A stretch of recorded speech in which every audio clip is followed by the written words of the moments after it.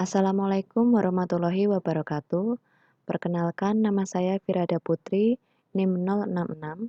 Saya perwakilan dari kelompok 6 yang beranggotakan Anggraini Fitria NIM 065, Firada Putri NIM 066, Vidya Nur Ayu NIM 073, dan Dewi Yulaiko NIM 079. Di sini kami akan melakukan uji one way ANOVA dengan SPSS. Tujuan dari uji one way ANOVA ini adalah untuk menguji perbedaan rata-rata data lebih dari dua kelompok. Di sini ada 4 syarat. Yang pertama, sampel berasal dari kelompok yang independen. Artinya, kelas di sini kita sudah membuat datanya di Excel. Independen ini artinya kelas 3A, 3B, 3C tidak berhubungan satu sama lain. Seperti itu ya. Kemudian yang kedua, variabel faktor bersifat non-metrik atau bukan merupakan data angka. Bukan berupa data angka. Jadi, kelas 3A, 3B, 3C ini merupakan pengkategorian. Lalu yang ketiga, data masing-masing kelompok berdistribusi normal. Jadi sebelum kita menganalisis, kita harus menguji kenormalan data terlebih dahulu, dan hasilnya harus normal. Kemudian yang keempat, varian antar kelompok harus homogen atau sejenis. Begitu. Kemudian di sini kita sudah membuat contoh kasusnya. Kita baca terlebih dahulu. Seorang peneliti ingin mengetahui perbedaan rata-rata hasil belajar siswa pada muatan pelajaran matematika yang dipengaruhi oleh gaya belajar kinestetik. Penelitian dilakukan pada seluruh siswa kelas 3 SD Mentari. Sampel dari penelitian ini diambil masing-masing 10 siswa secara acak dari kelas 3A, 3B, dan 3C. Kemudian akan diteliti tentang A. Berapakah rata-rata hasil belajar matematika ketiga kelas tersebut? B. Apakah terdapat perbedaan rata-rata hasil belajar matematika dari ketiga kelas tersebut? C. Rata-rata hasil belajar matematika dari kelas manakah yang sama atau berbeda hasilnya? Kemudian di sini kami mengangkat judul pengaruh gaya belajar kinestetik terhadap hasil belajar siswa pada muatan pelajaran matematika kelas 3 SD Mentari. Untuk hipotesis yang akan diuji, HO, tidak terdapat perbedaan rata-rata hasil belajar matematika yang dipengaruhi oleh gaya belajar kinestetik dalam muatan pelajaran matematika kelas 3 SD Mentari. Untuk HA, terdapat perbedaan rata-rata hasil belajar matematika yang dipengaruhi oleh gaya belajar kinestetik dalam muatan pelajaran matematika kelas 3 SD Mentari.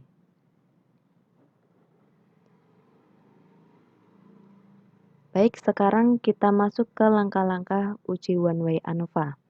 Di sini terdapat 3 langkah. Yang pertama, melakukan uji normalitas. Kedua, melakukan uji homogenitas.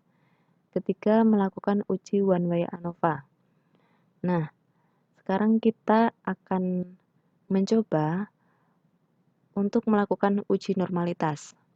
Nah, sebelumnya kita sudah membuat data.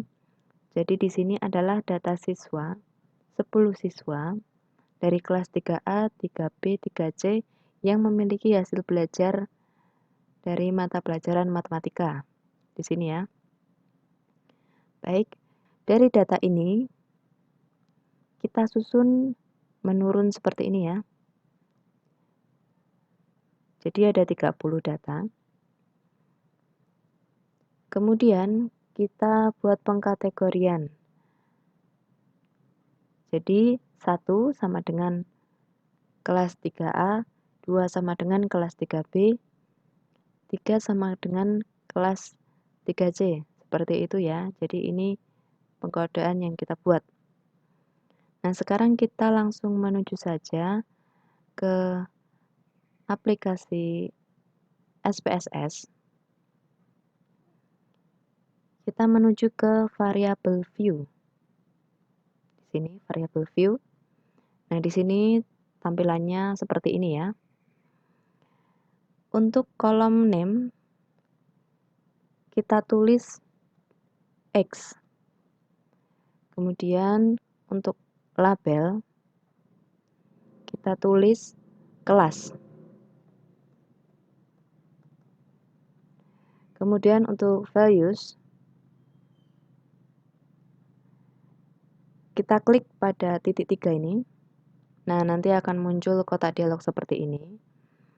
Di sini kita isi sesuai pengkodean yang sudah kita buat tadi yang ada di Excel. Yang ini ya, pengkategorian ini. 1 itu 3A, 2 itu 3B, 3 itu 3C. Nah, di sini kita tulis value-nya 1, labelnya 3A. Nah, kemudian kita add. Dia akan masuk ke sini secara otomatis. Kemudian selanjutnya value-nya 2, labelnya berarti 3B. Kita add. Kemudian 3, labelnya 3C. Kita add. Nah, jika sudah seperti ini, kita klik saja OK. Nah, kemudian kita ke desimal. Desimal ini kita nolkan saja karena dalam data tadi tidak ada pecahan desimal ya. Kalau untuk yang lainnya sesuai default saja. Kemudian kita masuk ke kolom selanjutnya. Kita tulis Y. Kemudian pada label kita tulis hasil belajar.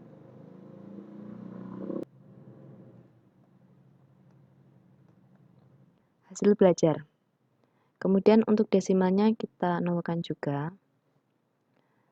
Nah, jika sudah seperti ini, kita beralih ke data view. Ya, nanti tampilannya secara otomatis sudah membentuk kolom X dan Y. X ini untuk label kelas, kemudian Y ini untuk label hasil belajar.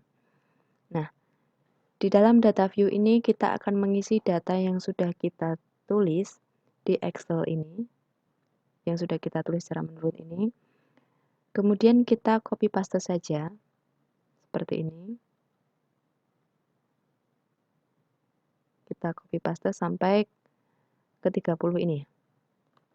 Kita copy, kemudian kita paste di aplikasi SPSS. Nah, sudah terpaste. Kita cek ya, sudah lengkap datanya sampai 30. Nah, kemudian di sini kita akan melakukan uji normalitas.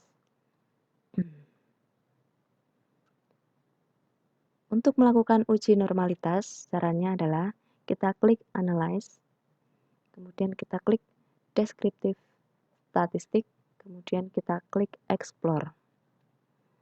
Nah, nanti akan muncul seperti ini. Kemudian untuk kelas X ini, kita masukkan ke factor list. Kemudian untuk hasil belajar, kita masukkan ke dependent list. Jika sudah, kita klik plots. Kemudian kita centang pada normality plot with test. Ini ya. Normality plot with test artinya kita akan melakukan uji normality. Uji normalitas. Kita klik continue saja. Kemudian kita klik OK. Nah, nanti akan muncul output dari uji normality tadi. Ya, saya besarkan. Nah, di sini sudah ada case processing summary, kemudian deskriptif, mainnya juga ada. Baik, kita langsung menuju ke test of normality saja. Kita kesampingkan dulu supaya kita bisa membuka Word. Ini ya. Ini sebagai panduan kita dalam memaknai test of normality ini. Ya, dasar pengambilan keputusan uji normalitas. 1. Jika nilai signifikansi lebih dari 0,05, maka data berdistribusi normal. 2. Jika nilai signifikansi kurang dari 0,05, maka data berdistribusi tidak normal. Nah, kita bisa lihat pada kolom signifikansi di sini, nilai signifikansinya lebih dari 0,05. Dari ketiga kelas ini ya, 3A, 3B, 3C ini lebih dari 0,05 semua. Berarti data tersebut sudah berdistribusi secara normal. Kemudian di sini tertulis, data output test of normality diketahui nilai signifikansi dari variabel 3A sebesar 0,514, variabel 3B sebesar 0,410, dan variabel 3C sebesar 0,073. Besar signifikansi dari ketiga variabel menunjukkan lebih dari 0,05, sehingga ketiga variabel tersebut berdistribusi normal. Begitu ya. Kemudian di sini kita lihat pada outputnya. Ada grafik-grafik seperti ini, kita abaikan saja. Baik, selanjutnya kita akan melakukan uji homogenitas dan uji one-way ANOVA. Untuk uji homogenitas dan uji one-way ANOVA ini bisa kita lakukan secara bersamaan ya. Kita buka SPSS lagi. Nah, untuk melakukan uji homogenitas dan one-way ANOVA, kita klik Analyze, kemudian Compare Means, kemudian klik one-way ANOVA. Nah, nanti akan muncul kotak dialog seperti ini. Untuk kelas X ini, kita masukkan ke faktor, kemudian hasil belajar kita masukkan ke dependent list. Kemudian kita klik Post Hook. Sini kita centang pada 2K, kemudian kita continue. Setelah itu kita klik option. Nah, di option ini kita pilih descriptive dan homogeneity of variant test. Kemudian kita klik continue. Kemudian kita klik OK. Nah, nanti secara otomatis akan muncul output one way. Kita buka Word dulu.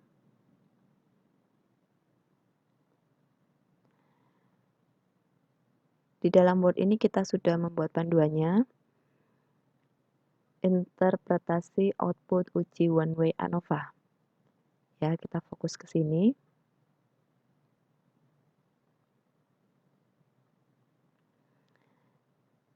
Untuk poin A, melihat perbedaan rata-rata hasil belajar matematika dari ketiga kelas.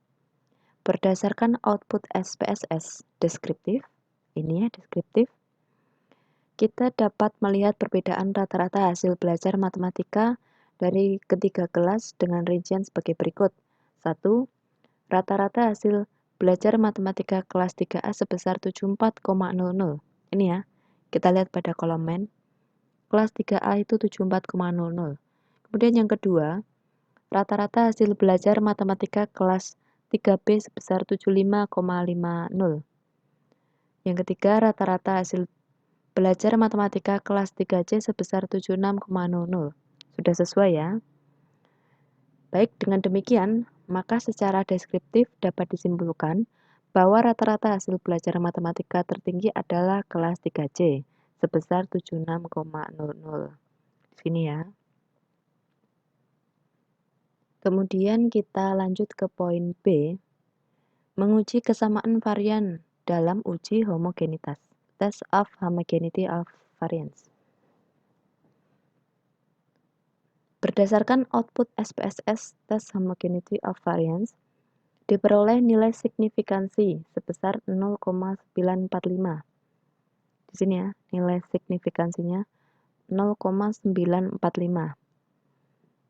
Lebih dari 0,5, maka dapat disimpulkan bahwa varian ketiga kelompok hasil belajar siswa yang akan dibandingkan adalah sama atau homogen, sehingga asumsi homogenitas dalam uji one way ANOVA terpenuhi. Begitu ya. Kemudian kita lanjut ke poin C. Menguji apakah ketiga sampel mempunyai rata-rata yang sama atau berbeda. Kita lihat pada uji ANOVA. Ini uji ANOVA. Dasar pengambilan keputusan dalam analisis ANOVA. 1. Jika nilai signifikansi lebih dari 0,05, maka rata-rata sama. Yang kedua, jika nilai signifikansi kurang dari 0,05, maka rata-rata berbeda. Nah, berdasarkan output ANOVA di sini, diketahui nilai signifikansi sebesar 0,800. Ini ya, signifikansinya 0,800. Lebih dari 0,05. Sehingga dapat disimpulkan bahwa rata-rata hasil belajar matematika ketiga kelas tersebut sama secara signifikan. Kemudian kita lanjut ke poin D. Mencari kelompok mana saja yang rata-rata hasil belajar matematikanya sama dan tidak sama. Kita lihat di output pada post hoc test di sini. Kita baca terlebih dahulu. Pengujian 2K HSD adalah pengujian perbandingan jamak untuk menentukan apakah rata-rata hasil belajar matematika tersebut signifikan dalam jumlah analisis varian. Sebagai contoh, kita akan membandingkan rata-rata hasil belajar matematika kelas 3A dengan rata-rata hasil belajar matematika kelas 3B. Angka perbedaan rata-rata untuk hasil belajar matematika tersebut adalah minus 1,500. Angka minus 1,500 tersebut diperoleh dari nilai rata-rata pada output deskriptif. Ya, minus 1,500. Untuk hasil belajar matematika kelas 3A sebesar 74,00 dikurangi dengan rata-rata hasil belajar matematika kelas 3B 75,50.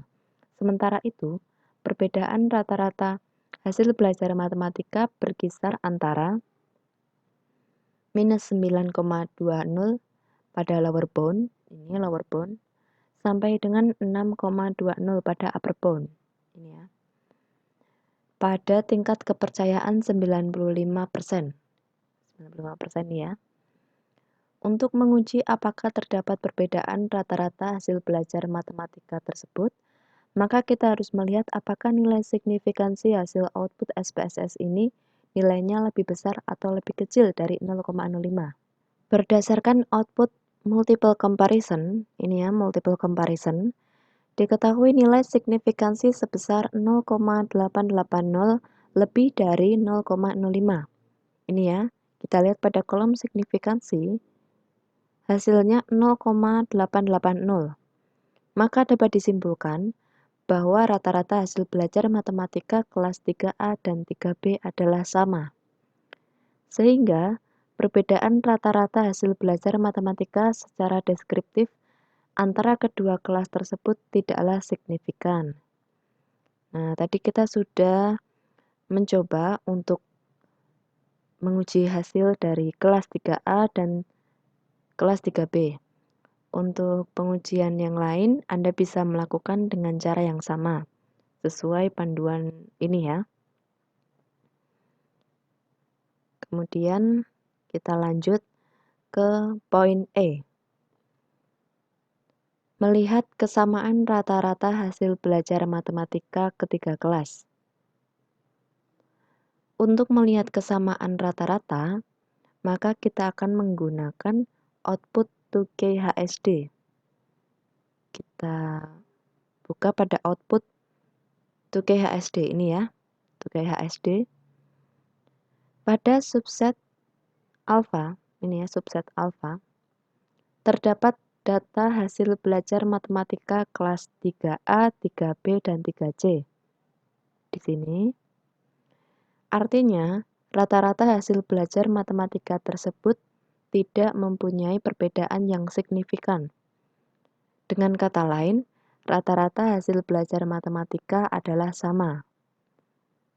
Jadi hasil belajar matematikanya itu sama karena subset for alfanya ini tidak jauh berbeda ya, tidak signifikan perbedaannya.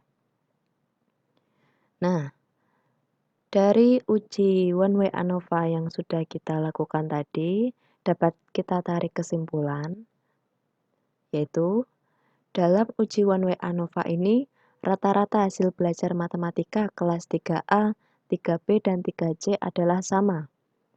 Dengan demikian, variabel gaya belajar kinestetik tidak berpengaruh secara signifikan terhadap perbedaan rata-rata hasil belajar matematika kelas 3 di SD Mentari, sehingga hasilnya HO diterima. Baik, tadi kita sudah melakukan langkah-langkah dalam pengujian one way ANOVA ya. Nah, sekarang kita lihat pada contoh kasus yang sudah kita buat tadi. Di sini yang pertama, berapakah rata-rata hasil belajar matematika ketiga kelas tersebut? Tadi kita sudah mengetahui juga. Kemudian yang B, apakah terdapat perbedaan rata-rata hasil belajar matematika dari ketiga kelas tersebut? Sudah kita ketahui juga.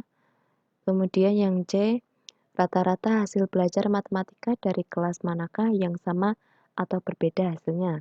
Tadi kita juga sudah menguji. Nah, untuk kesimpulannya seperti ini ya. Baik, tadi kita sudah melakukan uji one way ANOVA dan di sini sudah ada kesimpulannya. Kami dari kelompok 6 mengucapkan terima kasih atas perhatian dari teman-teman yang sudah menonton. Semoga di dalam video tutorial uji one way ANOVA ini dapat bermanfaat bagi kalian ketika melakukan uji one way ANOVA ya.